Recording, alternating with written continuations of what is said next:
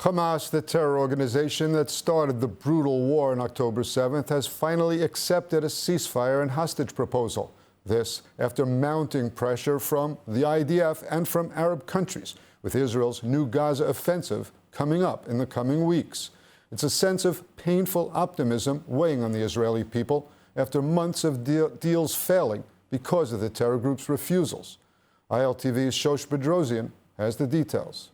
Monday night's news brought a glimmer of hope back to the table after Hamas informed mediators they accepted the ceasefire and hostage proposal they submitted to the Qatari Prime Minister. Reports indicate the proposal Hamas is agreeing to is similar to the Withdrawal deal, which involves a 60-day pause in fighting and the release of 10 living hostages. Israeli officials confirmed to local media that Jerusalem received the terror group's response to the proposal after they backed away from it, creating massive obstacles to reach a deal back in July. Officials believe Hamas's willingness to come back to the table and show more flexibility is rooted in fear, after Israel is ramping up efforts to begin a massive military takeover of one of the last Hamas strongholds in Gaza City. Prime Minister Netanyahu dismissed the terror group's response, saying, quote, "I hear the reports in the media, and from them you can be impressed by one thing.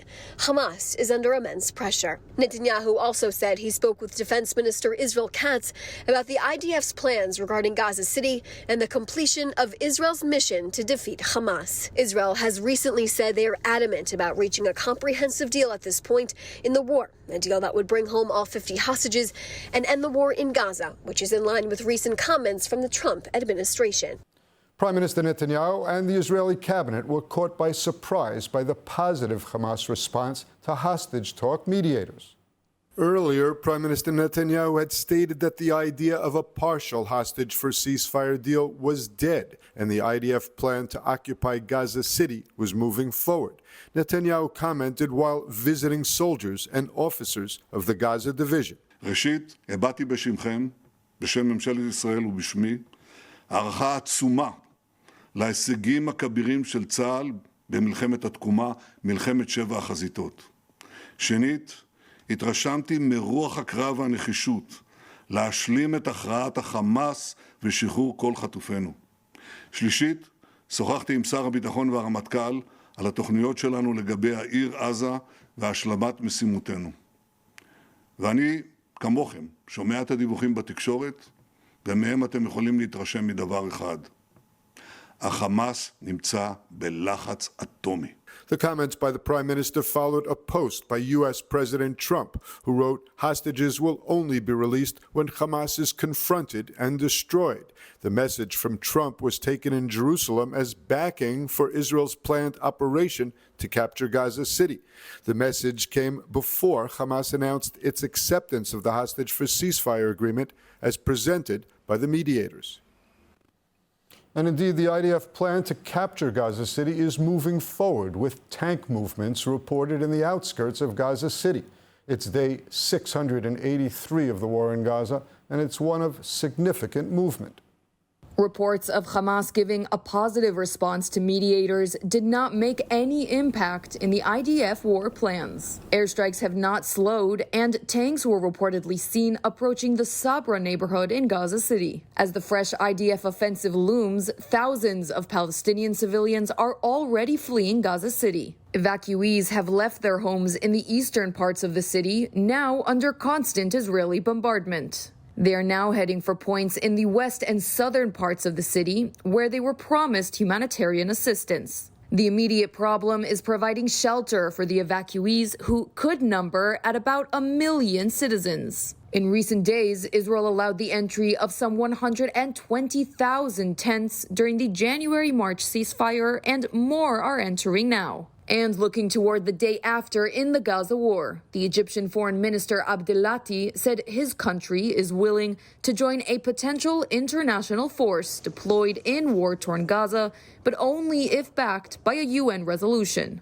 The Egyptian foreign minister joined Palestinian Prime Minister Mustafa for a visit to the Egyptian side of the Rafah crossing to Gaza. The Egyptian host said that his country had contributed about 70% of the humanitarian aid to Gaza. The Palestinian foreign minister looked toward the rebuilding of Gaza. كما نواصل العمل مع الأشقاء في مصر للتحضير لعقد مؤتمر إعادة الإعمار في القاهرة في أقرب وقت ممكن لنعيد إعمار قطاع غزة بالشراكة مع الأشقاء والأصدقاء بناء على الخطة العربية لتعافي وإعمار قطاع غزة. An Egyptian commitment to take part in an international force is significant, and the meeting on the Rafah border shows that Egypt views the Palestinians as its partner for the day after the war in Gaza. And joining us now via Zoom is Brigadier General Harel Knafo, with more than 30 years of military counterterrorism and national security experience. He serves on the Israel Defense and Security Forum. Welcome, General. Good afternoon. What's your advice? Ignore the Hamas agreement to a 60-day ceasefire and proceed with the plan to occupy Gaza City. What should Israel do now? What I think is that the Israeli Prime Minister or the Israeli government should act in two ways at the same time. To take the IDF to recruit all the people that they need, to train them and to make them in a very high readiness to get into Gaza City, and at the same time to still give a chance to releasing half of the hostages at the same time. And the fist should be ready in a very high readiness, because the Hamas is pulling everybody again and again. We sat on the table between 2 months ago, about 2 months ago, and we were ready to do the deal of Withdrawal and the Americans, and the Hamas said no. And now, when he knows that the Israeli government decided to finish with the Hamas, they are saying, yes, we are ready. But they are saying it again, just as their game is continue to go on. And they will continue to do it the second time that they will have, or the next time that they will have opportunity to withdraw from this kind of ceasefire and to releasing the hostages. They will do it. They are cynical. They will do it all the time. And every time that I hear the Israeli government is surprised, well, if they are surprised, they are stupid. You don't have to be surprised. This is Hamas. Well, General, what is your advice, though, moving forward? I mean, IDF Chief Zamir has already approved the plan. They're ready to move. We know that Hamas lies constantly. They're probably lying again now about their intentions. Why listen to any of it? Why not just go ahead with the military plan? Because, as you know, we have inside Israel a very difficult discussion about the hostages. A lot of people in Israel think that if we penetrate and we conquer all the area, we will be able to bring back the hostages, some of them alive, some of them not. And the other part of Israel thinks that only if we sit on the table and do an agreement, any kind of agreement, even to finish the war now, to bring back the hostages is the better way to ensure that the hostages will come back mainly alive. And this is a difficult situation where the government have to decide what they will do. And I think that they are continuing to do the same thing. I mean, to try to maybe bring back half of the hostages in terms of giving the Hamas another 2 months to recover or to gain power again and everything. For me personally, of course, I think that we should go and penetrate and finish with Gaza City for all times, and after that to go to Khan Yunis and the rest of the area that we didn't entirely conquer yet.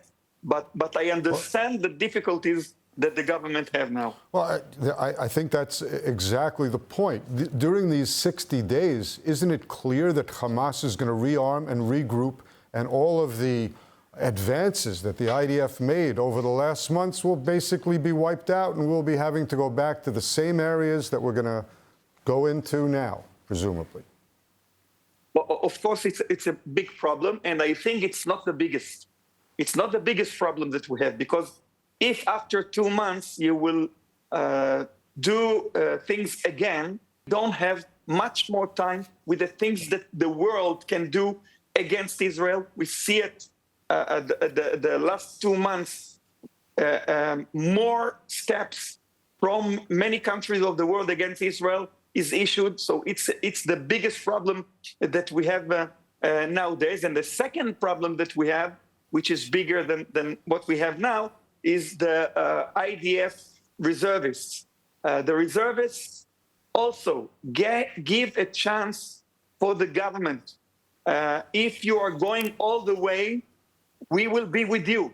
If you will go again only half of the way, we are not sure that we are willing to do it at the same enthusiasm that we did all the last step that you needed us for. For example, for Rafiah or for other places, for Bet Hanun, the IDF reservists came with no problem. But now some of them have already 500 days of combats, and I'm not sure that they will do it gladly as they used to do it before that. So these are the two main problems that we have if we are going to go to a deal that will take, again, 60 days. I'm afraid we're out of time. It's an interesting subject. Maybe we'll talk about it more later on. Thank you so much for being with us, General Knafel. Thank you very much. We are excited to launch a special series in partnership with Israel Bonds, one-on-one with Lidar Gravelazi. Register now to access your premiere episode featuring guest Rawan Osman, a Syrian, Lebanese, German activist who transformed her past, shaped by extremism, into a future of bold empowerment. Join us tomorrow, Wednesday, August 20th at 1 p.m. Eastern Time. Scan the QR code on your screen to RSVP.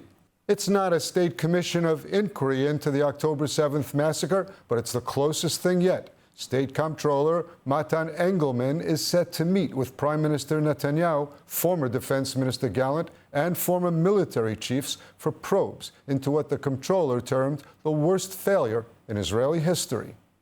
The comptroller said that in order to secure a better grasp of the extent of the failure of October 7th, his staff want to meet the political and military leaders from the rank of brigadier general and above. He also wants to meet the former Shin Bet chief Ronen Bar and his future replacement, who has been filling in for him since his resignation. Engelman said that all the official political and military leadership share in that responsibility and blame. The comptroller said that personal responsibility would be delegated to each of the relevant individuals, and if and when an official commission of inquiry is established, his office would match up its framework to meet it. The announcement of the new inquiry came after the comptroller's team combed through thousands of documents and interviewed dozens of sources in the diplomatic and security echelon. Requests for meeting with senior officials have been sent out and scheduled for some. Other top leaders are expected to meet with the state comptroller in the next few days. Prime Minister Benjamin Netanyahu has called Australian Prime Minister Albanese weak and accused him of betraying Israel after the country barred MK Simcha Rothman from entering the country. The move sparked outrage in Jerusalem and prompted a swift diplomatic response. More from ILTV's executive editor, Mayan Hoffman. Australia has ignited a diplomatic storm after canceling the visa of lawmaker Simcha Rothman just hours before he was due to board a flight to Melbourne. Home Affairs Minister Tony Burke justified the decision, saying Rothman would spread division and that Australia must remain a place where everyone can feel safe. As a result of the cancellation, Rothman is banned from traveling to Australia for the next 3 years. The move triggered anger in Israel. Foreign Minister Gideon Saar retaliated by revoking the residency visas of Australia's representatives to the Palestinian Authority and ordering Israel's embassy in Canberra to scrutinize all Australian visa requests going forward. Saar accused Canberra of inflaming anti-Semitism rather than addressing it. The ban came as Rothman, who chairs the Knesset's Constitution, Law and Justice Committee, was set to meet Jewish communities, visit schools and synagogues, and express solidarity after a series of anti-Semitic attacks in Australia. Speaking exclusively to ILTV News, Rothman said he was stunned to learn his visa had been revoked, although he stressed that the decision was not about him personally, but a wider rejection of mainstream Israeli views. It's against the state of Israel, it's against the Jewish people, and it's caving to terror. Rothman argued that appeasing extremists only fuels more violence. I believe the Australian government already learning that whenever you appease terror, you just get more terror. The move drew further criticism from within Israel's government. National Security Minister Itamar Ben-Gvir labeled the ban a historical stain, while Diaspora Affairs Minister Amichai Shikli accused Canberra of aligning with Hamas by silencing pro-Israel voices. Rothman also highlighted the growing fear within Australia's Jewish community. They go after the Jews first, but they never stop at the Jews. So for the government of Australia, I say, don't think that it will be only faced. The Islamic threats and jihadist threat will not be only against Jews. It will be against everyone. And his message to Israeli leaders and Australia's Jews: Israel should not stand silent when Jews are under attack. Israel should demand from the Australian government defense of the Jewish community and of Jews wherever they are, because the safety of the Jewish people all around the world is our concern. For now, tensions between Israel and Australia are only deepening, with Rothman insisting that the ultimate answer lies in defeating Hamas and standing firm against terror worldwide. Hamas and terror should be eliminated, and no one and no free country should try to appease terror or to give anything for terrorists. After the Lebanese order to disarm Hezbollah, it's now Israel's turn to pull out of South Lebanon. That's the word from U.S. envoy Thomas Barak, who called on Jerusalem to honor commitments it made under the ceasefire that paused the war with Hezbollah after the Lebanese government launched a process to disarm the terrorists. The Lebanese government did make the demand, but Hezbollah is refusing to give up its arms. Nevertheless, Barak said Washington expects Israel to fully withdraw from 5 strategic points it's held inside Lebanon since the November ceasefire. Hezbollah leader Naim Qassem is insisting that there would be no life in Lebanon if the Lebanese army tries to take its arms by force.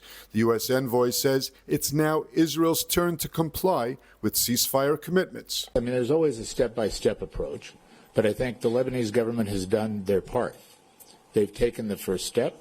Now what we need is Israel to comply with that equal handshake. The U.S. diplomat went on to say that Washington is in talks with Israel on determining its position, adding that in the next few weeks we are going to see progress on all sides. Because there has been no American proposal to Israel. They have not negated anything. What we've been doing is discussing, first of all, with the Lebanese government what their position is. We're in the process of now discussing with Israel what their position is. So there's no violation other than the violations that have continued since the November 2024 agreement of cessation of hostilities, in which each party is saying it's the other one. There was no immediate response from Jerusalem. And today we have the privilege of hearing once again from Yael Eckstein, president of the International Fellowship of Christians and Jews. She shares with us a recap of fellowship news.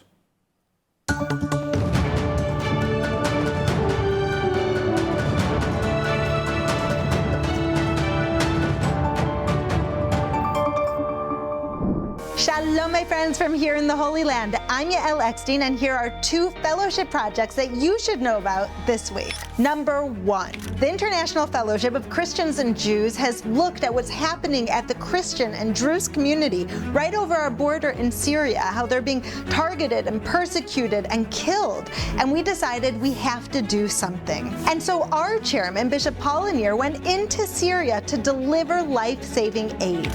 He was greeted in these communities with joy and celebration and thanksgiving as he brought thousands of food packages to them. He set up medical clinics and delivered life-saving medical aid. The fellowship and our millions of Christian friends around the world, together with the global Jewish community, continue to stand in prayer for Israel, for the peace of Jerusalem, and for persecuted Christians across the world. Number 2, I was so honored to receive an award from Israeli Prime Minister Benjamin Netanyahu and President Trump's spiritual advisor to the evangelical community, Pastor Paula White. They recognized the incredible, life-saving, historic work of the International Fellowship of Christians and Jews and how we've come together to bridge these Jewish and Christian communities in shared values. I was humbled to accept, not just on my behalf, but on behalf of my father of blessed memories, all of the fellowship donors, and all of you who stand together in this sacred relationship. Well, there you have it, friends. There are 2 fellowship projects that you now know about. Join me next week, same place, same time, for what's happening here in the Holy Land. Shalom.